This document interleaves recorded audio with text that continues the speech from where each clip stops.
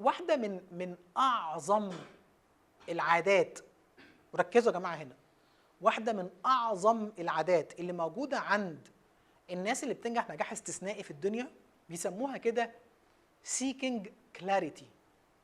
فعل مضارع، هو طول الوقت بيدور على الوضوح في حياته، ما بيتسرقش ورا افكار. امبارح شرحنا قصه الافكار ومشاكلها، بس هو ما بيتسرقش ورا افكار. هو كل شويه بيقعد يسال نفسه، هو انا بعمل الحاجه اللي انا عايزها بجد؟ طب هو الاساس هو انا عايز ايه اصلا؟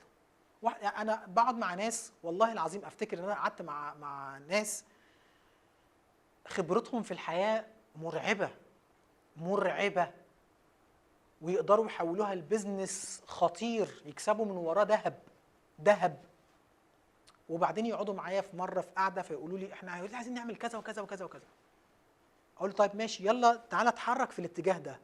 يروح يغيب عني اسبوعين ويرجع يقول لي بقول لك ايه، انا كنت عايز افكر في كذا وكذا وكذا وكذا. بعدين اقف معاه كده بعد اسبوعين ثلاثه اقول له سؤال كده، هو يحس ان انا بديله يعني بخبطه خبطه كده ما بتبقاش عاجباه، اللي هو بقول له وانت عايز ايه بالظبط؟ عارفين هو السؤال ده بتاع seeking clarity، هو انت عايز ايه بالظبط؟ فالناس اللي ممكن تكون موجوده معانا النهارده بتحضر الويبينار او بتتفرج عليه مسجل، في ناس كتيره ممكن تكون مننا بيقول لنفسه انا عايز ابدا بيزنس خاص بيا، سواء في عالم صناعه المعلومات او في اي مجال اخر. بس تعالى وريني كده، او تعالى انا وانت نتفرج على سلوكك، نتفرج على افعالك. هل سلوكك وافعالك بيقولوا فعلا ان انت ده اللي انت محتاجه؟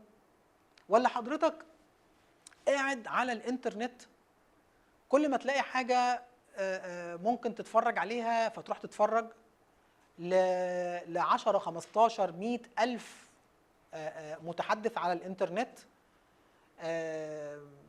بتروح تحضر حاجات مجانيه كتير، بس انت في الاخر سلوكك وافعالك بيقولوا ان انت بقالك كتير واقف ما خدتش خطوه حقيقيه على الارض.